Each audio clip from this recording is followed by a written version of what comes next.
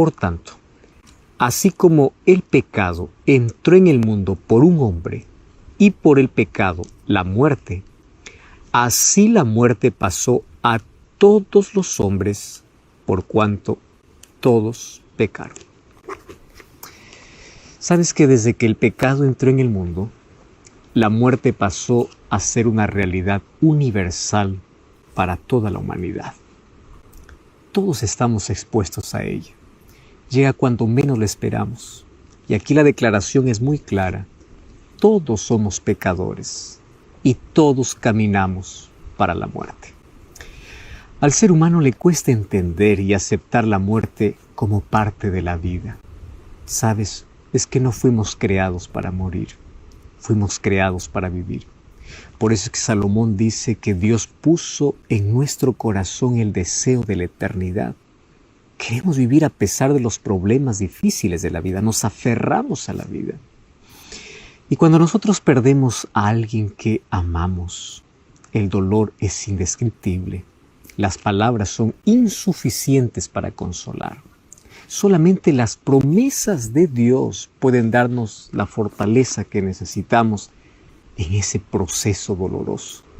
Mientras tanto, en la mente surgen preguntas como ¿qué sucede con la persona que murió? ¿A dónde fue?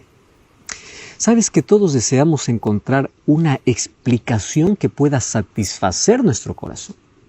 Solo que ante la falta de respuestas, el hombre acude al ámbito de lo sobrenatural y acude a las diversas corrientes religiosas para encontrar respuestas sobre este asunto. Por ejemplo, los adeptos al espiritismo y varias religiones orientales, ellos creen que la muerte es solo una apariencia. O sea, cuando una persona muere, piensan que va a otros planos de la existencia. El hinduismo cree en el samsara, que significa que la vida presente es el resultado de existencias anteriores a través de la ley del karma.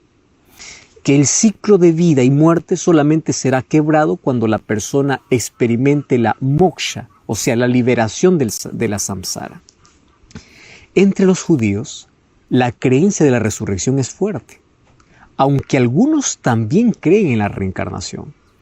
Mientras que los católicos creen que cuando alguien muere va al cielo, o al infierno, o al purgatorio, que es un supuesto lugar intermedio entre el cielo y el infierno, donde las personas sufren y allí pueden purificarse. Y bueno, allí va a depender de tus obras para que vayas a ese lugar. La mayoría de iglesias protestantes creen que los salvados van al cielo inmediatamente después de la muerte y que los malos serán quemados eternamente en el infierno después del regreso de Cristo. Tantas ideas, tantas opiniones, tantos argumentos. Sin embargo, de acuerdo a la Biblia, los muertos están en un estado de inconsciencia, en la sepultura, hasta que Dios los resucite. Ellos no saben nada, no piensan nada, no hacen nada. Por eso es que la Biblia compara a la muerte como un sueño.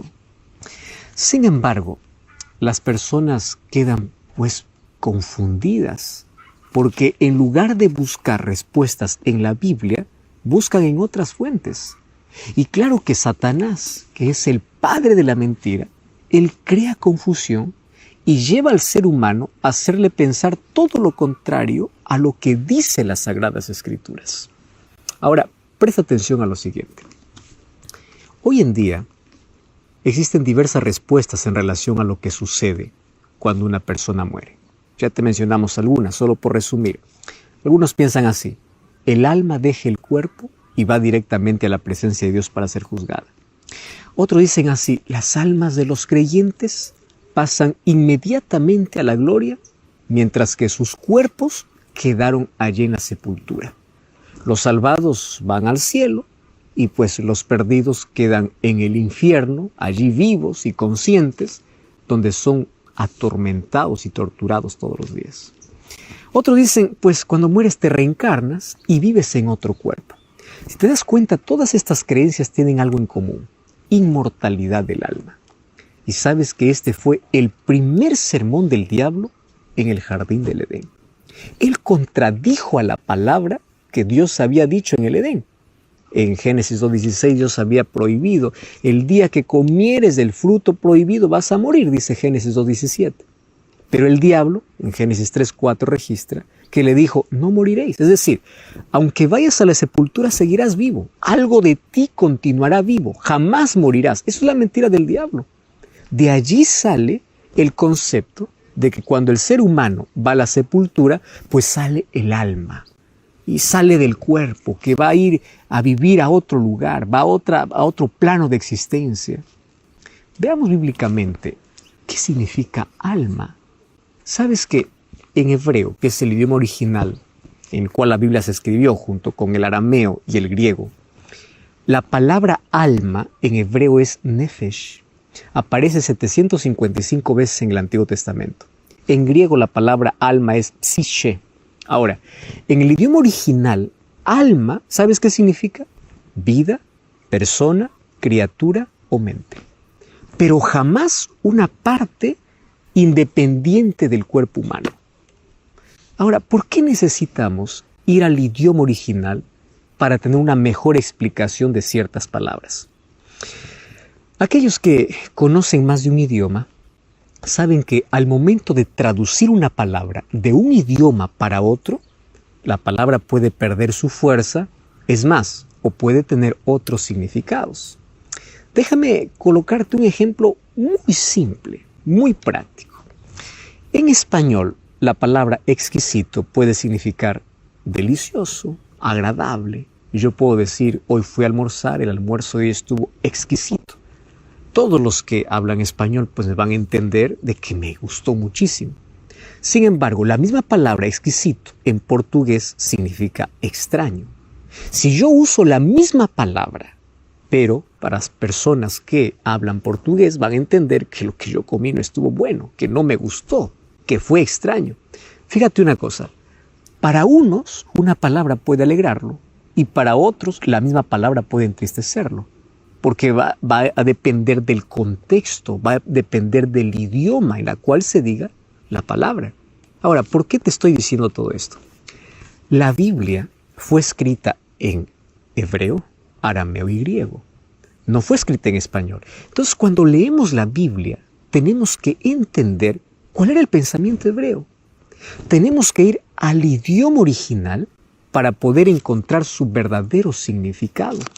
Porque hay muchas palabras que pueden ser entendidas en nuestra cultura, en nuestro pensamiento occidental, en nuestras creencias. Entonces, la misma palabra que en el oriente significa una cosa, en el occidente puede tener otro significado. Por eso es que hay mucha confusión con la palabra alma, con la palabra infierno, porque significa diferente a lo que pensamos. La palabra alma entonces significa vida, persona, criatura o mente. Entonces, cuando yo leo en la Biblia la palabra alma, la Biblia no me está diciendo que es algo que sale del cuerpo. Eso es una mente occidental, contaminado por la filosofía griega. Cuando tú entiendes esto, entonces desaparece la confusión con muchos textos que muchos allí toman para poder fundamentar la inmortalidad del alma. Por ejemplo, Mateo 10:28. Jesús dice: no temáis a los que matan el cuerpo, mas el alma no pueden matar. Temed más bien a aquel que puede destruir el alma y el cuerpo en el infierno. Alguien dice: ya ven, aquí el alma es una cosa, el cuerpo es otra cosa. Alma aquí significa vida. Lo que Jesús está diciendo es así: tú no debes temer a los que matan el cuerpo, pero no pueden quitarte la vida. ¿De qué vida está hablando? Vida eterna. Teme a Dios, quien puede destruir tu cuerpo y toda esperanza de vida eterna. Porque eso es lo que significa el idioma original. Otros toman Apocalipsis 6, 9 y 10 cuando dice: vi las almas debajo del altar. Mira, en Apocalipsis encontramos muchos elementos simbólicos por ser un libro profético. Por ejemplo, allí aparece la muerte cabalgando en un caballo y el Hades le seguía. Tú no puedes tomar esto de manera literal. Claro que esto es simbólico. Ahora, ¿qué significan las almas debajo del altar? En el Antiguo Testamento, el altar era el lugar donde se ofrecían sacrificios y la sangre se derramaba al pie del altar. Estas almas de Apocalipsis representan las vidas de los mártires. Esa sangre que clama son esas vidas que claman simbólicamente. Recuerda que en Génesis 4, 9 y 10, Dios le dice a Caín, la sangre de tu hermano clama. ¿Eso era literal o era simbólico? Claro que era un lenguaje simbólico, porque la sangre no puede clamar. Ese mismo simbolismo se usa en Apocalipsis. Cuando encuentras aquí términos como le salió el alma, está diciendo, le salió la vida, acabó de morir. Cuando hay otros textos que mencionan que dice, y volvió el alma, pues volvió la vida, porque eso es lo que significa alma, persona, vida o mente. Por eso el apóstol Pablo, 1 Tesalonicenses capítulo 5, versículo 23, él dice que el mismo Dios os santifique, espíritu, alma y cuerpo. O sea, que tú puedas ser santificado completamente. Aquí alma se refiere a ¿qué? A mente, a todos los aspectos de la vida, físicamente, mentalmente y espiritualmente. O sea, la santificación es completa, incluyendo tus sentimientos, incluyendo tus emociones. Ahora entiendes cómo muchos textos, cuando vamos al idioma original, vamos a entenderlo de manera diferente. Ahora, esta idea de que existe alma fuera del cuerpo no es bíblica, sino que en las culturas paganas antiguas ya se proclamaba. Tú sabes que los antiguos egipcios creían que el espíritu o alma de la persona continuaba viviendo después de la muerte, que continuaba teniendo los mismos gustos y las mismas necesidades de una persona viva. Por eso es que cuando entre los egipcios, cuando ellos morían, pues allí en el ataúd o allí en su tumba los llenaban de alimentos y de dinero para una mejor vida más allá. Los griegos recibieron este pensamiento y le dieron un toque filosófico. Y claro, desde allí pasaron a todas las generaciones. Platón, por ejemplo, en su obra La República, termina con una leyenda, la leyenda de Él dice así, murió en una batalla. Y cuando los cuerpos de los soldados fueron recogidos 10 días más tarde, el cuerpo de no estaba descompuesto. Bueno, resulta que después de 2 días más, resucitó. Y cuando resucitó, contó todo lo que había visto en el otro mundo. Según la leyenda, cuenta que el alma de dejó el cuerpo y viajó en otras esferas. Pues llegó a un lugar misterioso donde había 2 aberturas en la tierra separadas una de la otra. Y entre esas aberturas, él dice que habían jueces que ordenaban las almas de los justos que estuvieran a la derecha y subieran para el cielo, y las almas de los impíos que estuvieran a la izquierda para irse debajo de la tierra. Ahora, de estas 2 aberturas, él vio almas limpias y almas sucias. Unas que llegaban del cielo y otras de debajo de la tierra. Y allí ambos grupos venían contando experiencias que habían pasado. El primer grupo hablaba de las delicias del cielo, mientras el otro grupo hablaba de los horrores del infierno. Supuestamente en la leyenda, después de un descanso de 7 días, los grupos eran obligados a continuar haciendo la elección de acuerdo con las encarnaciones pasadas. Algunos se volvían pájaros, otros animales, etc. Cada uno allí bebía el agua del olvido que eliminaba la memoria de su vida anterior. En ese punto, dice la leyenda, que se despierta.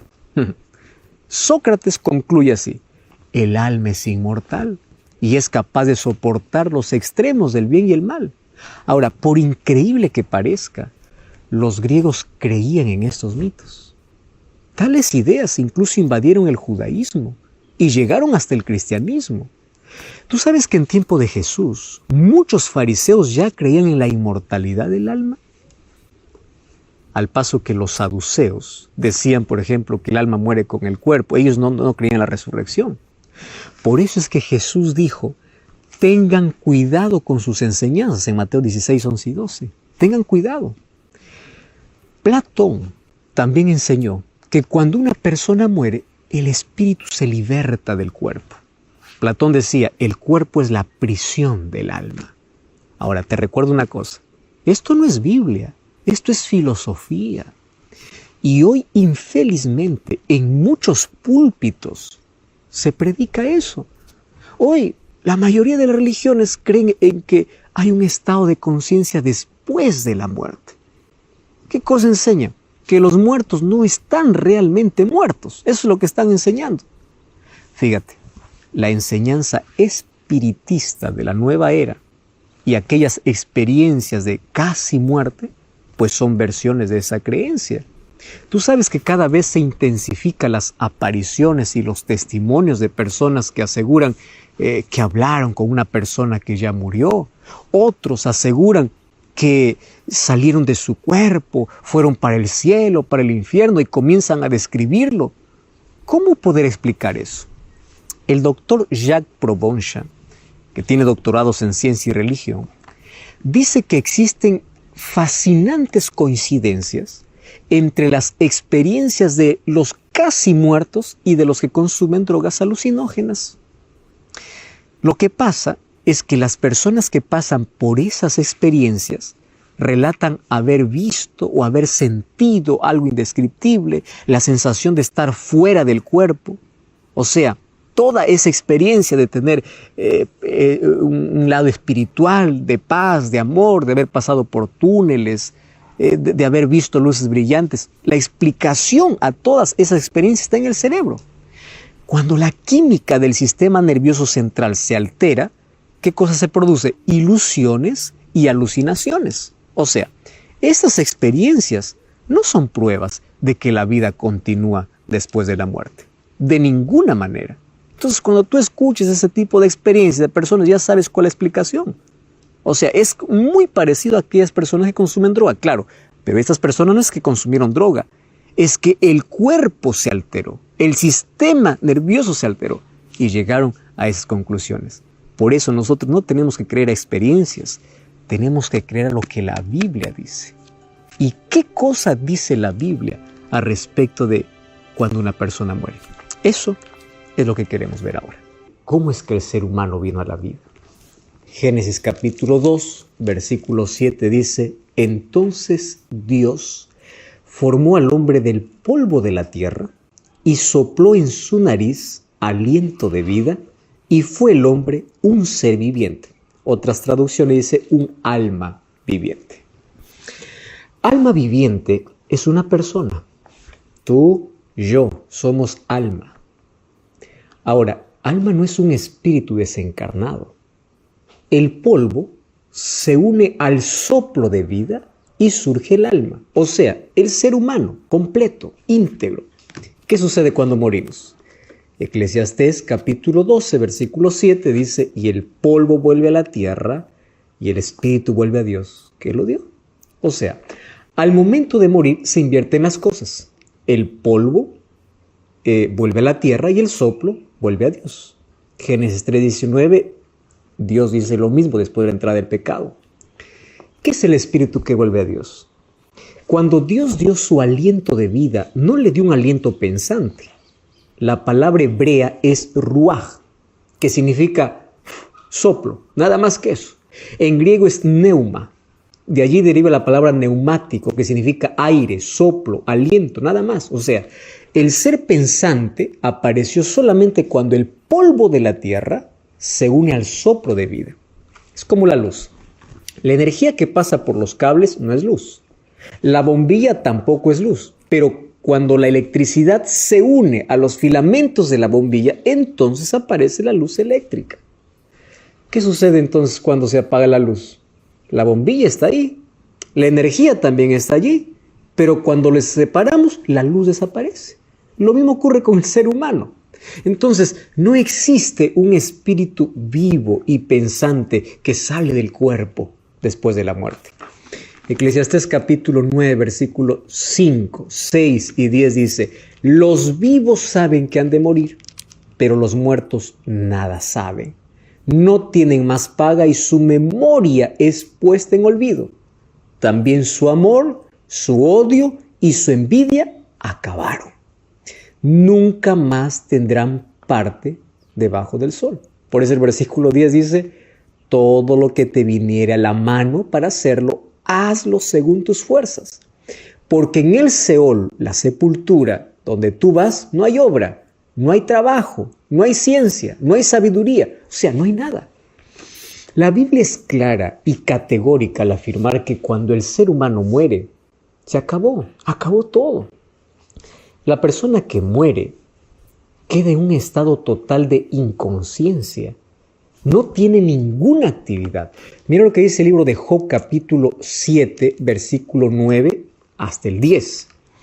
Así como la nube se desvanece y se va, así el que desciende al Seol no subirá, no volverá más a su casa, ni su lugar se le conocerá más. O sea, ellos no piensan más, no sienten más. Cuando vamos a Salmo 146, 4 dice, pues su aliento sale y el polvo vuelve a la tierra. En ese mismo día perecen todos sus pensamientos. ¿Cómo podemos entonces explicar aquellas historias de personas que dicen que pueden comunicarse con sus seres queridos que ya murieron? Personas que dicen, yo pude escuchar su voz, yo pude verlos. Sabes que en la Biblia encontramos una sesión espiritista. Primera de Samuel capítulo 28 dice que un día el rey Saúl, cuando se había separado de Dios, en su desesperación fue a una pitonisa en Endor para hablar con el profeta Samuel, que ya había muerto.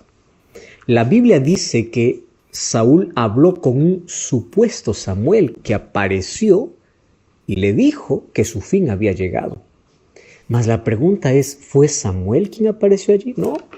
Cuando vamos a Primera de Crónicas, capítulo 10, versículo 13, dice, así murió Saúl porque pecó contra Jehová y se rebeló, por lo cual no guardó todos los preceptos y fue a consultar a una adivina en lugar de consultar a Jehová. Si el verdadero Samuel hubiese aparecido para hablar con Saúl, entonces no se contaría como rebelión contra Jehová, porque Samuel era un profeta de Dios. Entonces Satanás, junto a sus demonios, se dedican a engañar a las personas. Pueden tomar la forma de una persona, la voz de quien ya murió, y pues se presentan en las diversas sesiones espiritistas. A veces inclusive se disfrazan de fantasmas, haciendo creer a las personas de que son almas que penan, son almas que deambulan, y así incluso dan credibilidad a fábulas, a leyendas, simplemente para contradecir lo que dice la Biblia. Mira lo que dice 2 de Corintios capítulo 11, versículo 14, que el diablo puede disfrazarse como un ángel de luz. Dice, no os sorprendáis. O sea, aún puede hacer milagros sorprendentes. No todo milagro viene de Dios. Tú debes tener mucho cuidado. Si la Biblia no respalda aquella experiencia que estás viendo, no creas que viene del cielo. Sabes que la Biblia dice que los muertos están en sus tumbas. Ellos no saben nada. En la Biblia, la muerte es comparada a un sueño, pero sin sueños. Mira, Primera de Reyes, capítulo 2, versículo 10. Dice así, y durmió David con sus padres y fue sepultado en su ciudad. Está hablando de su muerte. ¿Recuerdas cuando Jesús en Juan 11, 11 al 15 dijo, vamos a despertar a Lázaro que está durmiendo, pero en sí había muerto? Hechos capítulo 7, versículo 60, al hablar de Esteban, dice que después de haber dicho no tomes en cuenta este pecado, él durmió. ¿Qué está diciendo? Murió, porque él fue el primer mártir cristiano. La muerte es comparada a un sueño, porque un día despertaremos, y ese despertar se llama resurrección. Jesús dijo en Juan 5, 28 que todos los que están en las sepulturas resucitarán. Claro, algunos para vida eterna y otros para recibir la condenación en diferentes momentos. La Biblia en 1 Timoteo 6:16, 1 Timoteo 1:17 dice que solamente Dios es inmortal. La inmortalidad es un don de Dios, pero de manera condicional para el ser humano que acepta a Jesús. El ser humano se volverá inmortal cuando Jesús regrese, dice 1 Corintios capítulo 15, versículo 50. Hoy no. Había un hombre rico que se vestía de púrpura y lino fino y hacía cada día banquete con esplendidez. Había también un mendigo llamado Lázaro que estaba echado a la puerta y aquel estaba lleno de llagas. Y ansiaba saciarse de las migajas que caían de la mesa del rico, y aún los perros venían y lamían las llagas. Y aconteció que murió el mendigo y fue llevado por los ángeles al seno de Abraham. Murió también el rico y fue sepultado. En el Hades alzó sus ojos, estando en tormentos, y vio de lejos a Abraham y a Lázaro en su seno. Entonces él, dando voces, dijo: Padre Abraham, ten misericordia de mí. Envía a Lázaro que moje la punta de su dedo en agua y refresque mi lengua, porque estoy atormentado en esta llama. Pero Abraham le dijo: Hijo, acuérdate que recibiste bienes en tu vida, y Lázaro ahora recién está siendo consolado y tú estás atormentado. Además, hay una gran cima puesta entre nosotros, de manera que los que quisieran pasar de allá a acá no pueden, ni de aquí para allá. Entonces le dijo: Te ruego pues, Padre, que envíes a la casa de mi padre un mensaje, porque tengo 5 hermanos, para que les testifique, a fin de que no vengan también a este lugar. Y Abraham le dijo: A Moisés y a los profetas tienen, óiganlos. Él entonces dijo: No, padre Abraham, pero si alguno fuere de ellos entre los muertos, se arrepentirán. Mas Abraham le dijo: Si no oyen a Moisés y a los profetas, tampoco se convencerán, aunque alguno se levante de los muertos. Sabes que muchas personas sustentan la idea de que cuando una persona muere, va al cielo, basándose justamente en esta parábola que Jesús contó. De paso, era una parábola conocida en ese tiempo, una historia conocida. En la parábola del rico y Lázaro, hay varios puntos que nosotros tenemos que comprender. Mira, en primer lugar, una doctrina no se basa en una parábola, porque las parábolas tenían un objetivo principal, y era mostrar una lección espiritual. Jesús contó varias parábolas que tenían que ver con el día a día de las personas o historias que las personas conocían. Esta es una historia conocida en su tiempo. Jesús tomó eso para dar una lección espiritual. Por ejemplo, la parábola del rey que invitó a las bodas de su hijo y nadie de los invitados fue. Esto no era un asunto real. Esto fue una historia creada. ¿Para qué? Para poder mostrar una lección espiritual. Sin embargo, si alguien quiere fundamentar su doctrina en parábolas, va a entrar en serios problemas. ¿Por qué razón? ¿Cómo fundamentaría el carácter de Dios tomando la parábola del juez injusto? ¿Te das cuenta? Qué peligroso es entrar allí. Veamos algunos detalles de esta parábola. En primer lugar, en esta historia, quien se salva no es por creer en Jesús, sino se salva porque vivió en la miseria. Y eso está en contra de la Biblia, porque la Biblia dice que la salvación no es porque lo pasaste mal aquí, ahora vas para el cielo. No, la salvación es por creer, no por la condición que viviste en la tierra. Número 2, ¿dónde queda el seno de Abraham? ¿De qué tamaño es ese seno para poder recibir a todos los que mueren en Cristo? Fíjate una cosa, si el seno de Abraham es el lugar a donde van los creyentes, entonces, ¿dónde fueron los que murieron antes que Abraham? Tú sabes que el libro de Hebreos, capítulo 11, presenta una galería de hombres y mujeres de fe. Y entre ellos, pues se encuentra Abraham, Hebreos capítulo 11, versículo 17. Sin embargo, el versículo 39 dice que ninguno de ellos recibió lo prometido. Es decir, ninguno fue al cielo, ninguno recibió la recompensa. Eso significa que estos hombres y mujeres llenos de fe descansan en sus tumbas esperando la resurrección de Jesús. Número 3. Jesús dijo en Mateo 5:17, no penséis que vine a anular la ley o los profetas. Si Jesús quería enseñar que una persona cuando muere va al cielo o al infierno a través de esta parábola, entonces estaría anulando todo lo que los profetas dijeron. Estaría anulando todas las enseñanzas del Antiguo Testamento. Y Jesús dijo, no he venido para anular la ley o los profetas. Número 4. Si esta parábola estuviera describiendo lo que sucede cuando una persona muere, entonces significa que el cielo está cerca del infierno, que ambos grupos pueden conversar. Entonces la pregunta es, ¿quién es feliz mirando a la otra persona que está en sufrimiento eterno? ¿Te das cuenta que esta parábola tenía solamente una lección específica?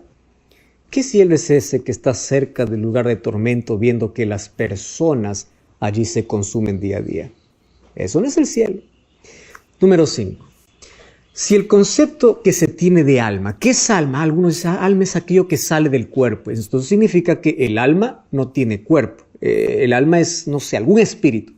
¿Por qué entonces aquí en la parábola aparece, si es que supuestamente es un alma, teniendo sed? Diciendo, por favor, manda que moje un poquito su dedo en el agua y que ponga en mi lengua. No se trata entonces de algo que sale del cuerpo. Otra cosa, si las personas cuando mueren van en cuerpo completamente al cielo o van al infierno, significa que ya fueron juzgadas. Entonces, ¿para qué existiría el juicio final? ¿Qué sentido tiene dejar el cuerpo de lado si los salvos van a recibir cuerpos glorificados cuando Jesús viene? Eso dice la Biblia. ¿Qué sentido tiene la resurrección? Si cuando una persona ya va para el cielo, cuando muere para poder recibir su recompensa, entonces ¿a quién va a resucitar Cristo cuando viene? ¿Qué sentido tiene la resurrección que la Biblia está enseñando? ¿Para qué Jesús vendría a resucitar a los muertos si ya todos están disfrutando de su recompensa? ¿Para qué? Apocalipsis capítulo 22. Versículo 12 dice, he aquí yo vengo pronto y mi galardón conmigo. Galardón significa recompensa, para recompensar a cada uno conforme fuere su obra. Es decir, nadie recibe recompensa adelantada. La recompensa se dará cuando Jesús regrese. Entonces, ¿qué cosa es lo que Jesús quiso enseñar en esta parábola? Número 1, fíjate, presta atención. Los judíos llamaban a Abraham de padre, y ellos obviamente que despreciaban a los gentiles, porque ellos se sentían superiores y con el derecho de salvación. Y aquí Jesús lo que quiere enseñarles es que a las personas a quienes ellos desprecian pueden llegar al cielo. Y ellos que se sienten ricos, con tantos privilegios como el rico de la historia, pueden terminar totalmente perdidos. Esa es la primera lección. O sea, el rico representa a la nación judía y Lázaro representa pues a los gentiles, los despreciados. Los judíos, que decían que tenían a Abraham como padre y a todos los profetas, no vivieron de acuerdo a la voluntad de Dios.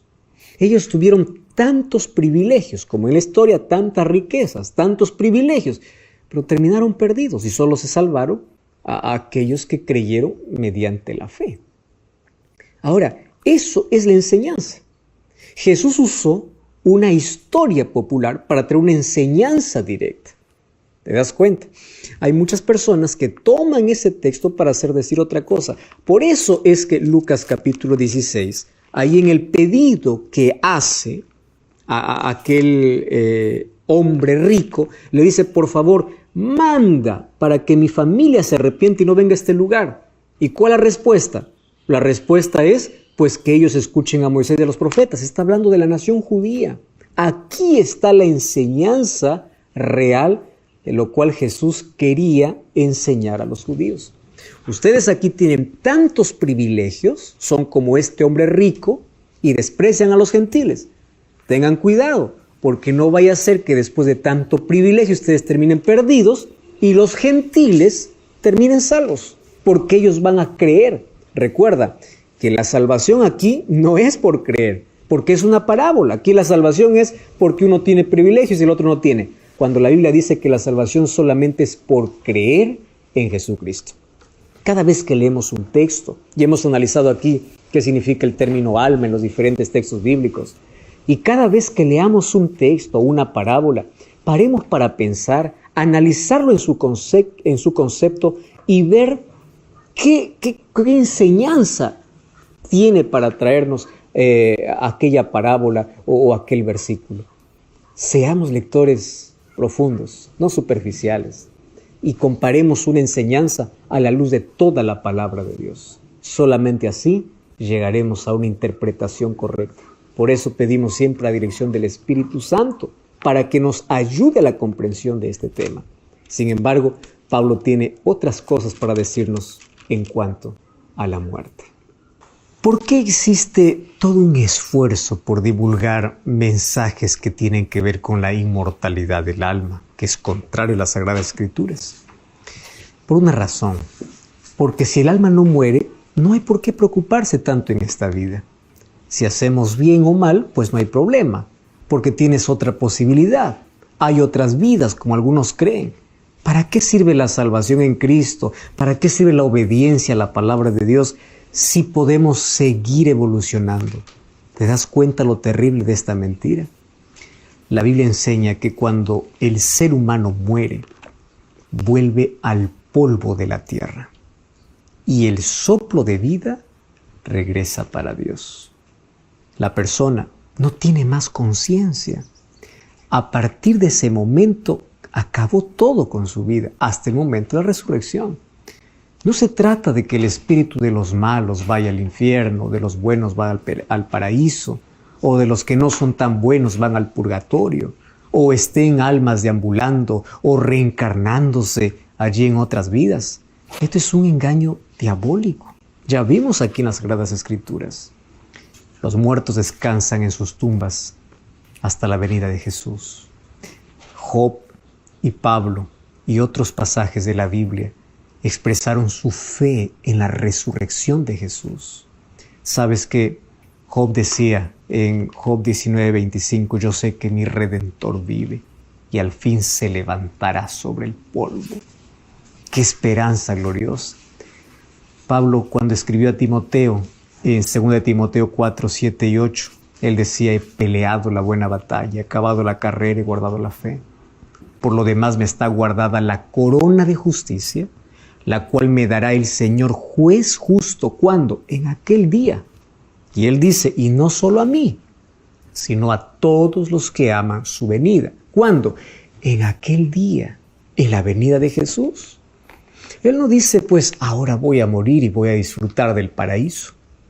Él no dice, mi recompensa voy a recibir ahora. No, dice en aquel día. ¿Qué día? No existe otro día que la segunda venida de Jesús.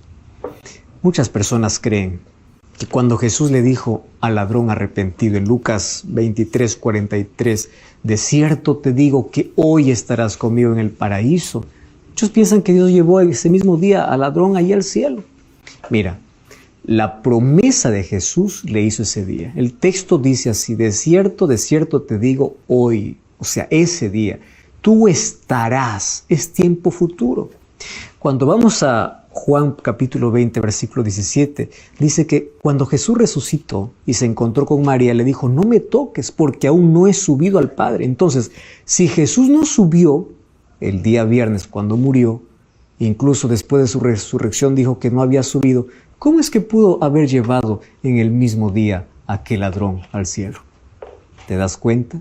Ahora, él descansa en su tumba, seguro de que cuando Cristo regrese, su tumba se abrirá y resucitará para vivir eternamente junto a los redimidos.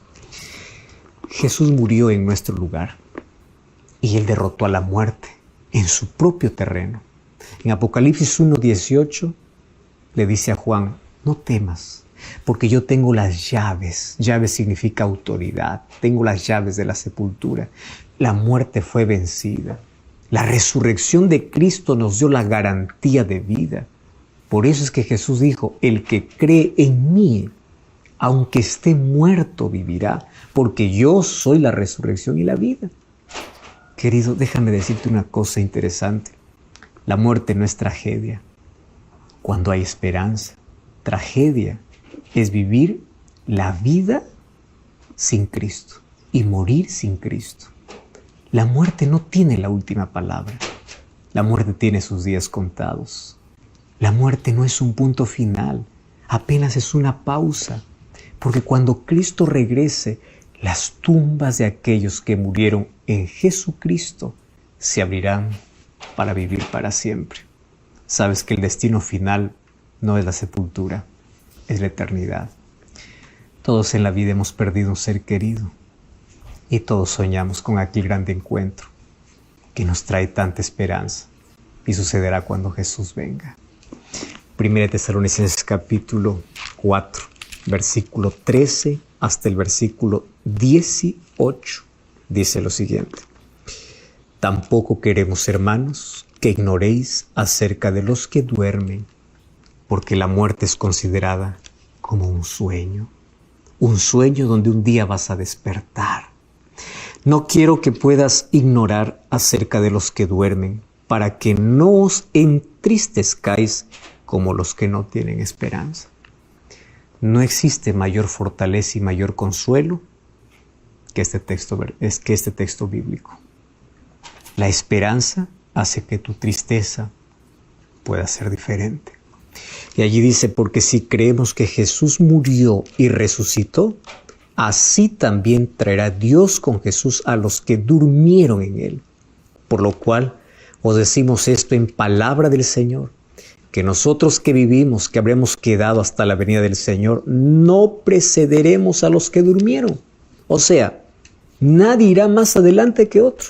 No es que un grupo ya está en el cielo disfrutando y el otro no. Versículo 16. Porque el Señor mismo, con voz de mando, con voz de arcángel y con trompeta de Dios, descenderá del cielo, y los muertos en Cristo resucitarán primero. Luego nosotros que vivimos, dice Pablo, los que hayamos quedado, seremos arrebatados juntamente con ellos en las nubes para recibir al Señor en el aire, y así estaremos para siempre con Él. Está hablando de un arrebatamiento glorioso, no en secreto. Versículo 18. Por tanto, alentaos los unos a los otros con estas palabras. En la vida, cuando enterramos a alguien que amamos, nuestro corazón se hace pedazos. Los recuerdos duelen. Y la muerte, cuando llega, destruye para siempre aquello lindo que teníamos con aquella persona que perdimos. Sin embargo, la muerte nos abre una herida que se va a cicatrizar completamente cuando Jesús regrese. Todas aquellas heridas abiertas cicatrizan. Cuando Jesús venga, no habrá más muerte. Será eliminada para siempre. El libro de 1 Corintios capítulo 15 dice que ese enemigo será eliminado. Todos soñamos con la venida de Jesús, porque la venida de Jesús no solamente trae un mundo nuevo, trae un final para todo aquello que nos causa dolor. Probablemente has perdido a muchos seres que amas en la vida.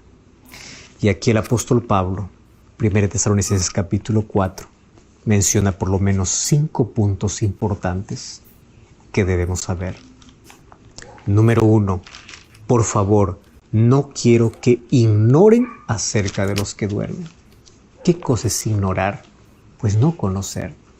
Por eso es que el tema de la muerte, aun cuando no lo querramos tocar, aun cuando no querramos hablar, es un tema que necesitamos conocer. Porque Satanás ha inventado tanta filosofía, tantos pensamientos, tantos argumentos para hacernos creer lo que no es verdad. Él es mentiroso. Por eso no ignores acerca de los que duermen. El tema de hoy nos sirvió para poder abrir los ojos a eso.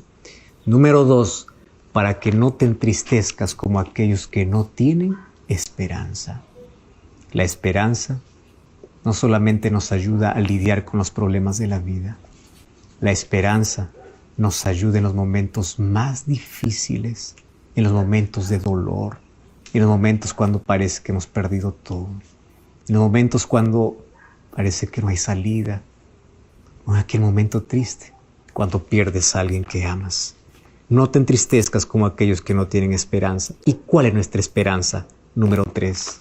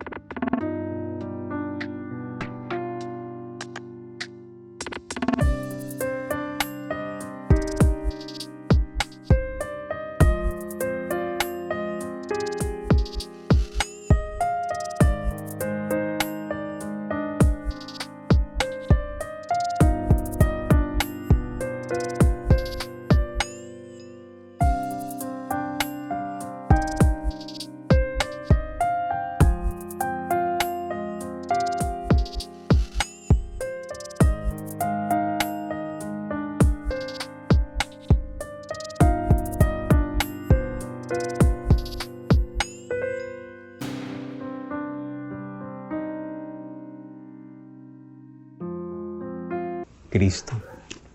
Porque así como Cristo murió y resucitó, Él es vida y Él dará vida a aquellos que creen en Él. ¿Sabes cuál es la lección importante aquí? Mientras estés en vida, acepta a Cristo. Porque cuando aceptas a Cristo, la muerte hoy puede llegar, pero no más será un punto final. Será apenas una coma, será una pausa hasta el momento que Jesús regrese. Y cuando Jesús regrese, las tumbas se abrirán. ¿Cuál es la garantía de que las tumbas se van a abrir de aquellos que creen en Jesús? Es que Cristo venció la muerte. Él tiene autoridad. La muerte es un enemigo que está vencido y que en breve será destruido. Jesús es vida. Por eso no desperdicies tu vida aquí sin Jesús. No permitas que el tiempo pase, porque la muerte te puede sorprender. Pero si la muerte te sorprende, cuando tu vida esté en Cristo, la esperanza es que un día resucitarás para vivir para siempre. Y hoy nos preparamos para poder abrazar a cuantos seres queridos que durmieron en el Señor. ¿Ya te diste cuenta que aquí Pablo habla a los que murieron como aquellos que están durmiendo? ¿Por qué están durmiendo? Porque están en un estado de inconsciencia. No están disfrutando. Ellos no están sufriendo. No, están descansando. Así como un sueño profundo, donde tú no tienes noción del tiempo que pasa. Tú puedes acostarte 9 de la noche y luego despertar 5 de la mañana. Tú no estuviste contando el tiempo que pasó. Las personas que murieron, lo primero que verá será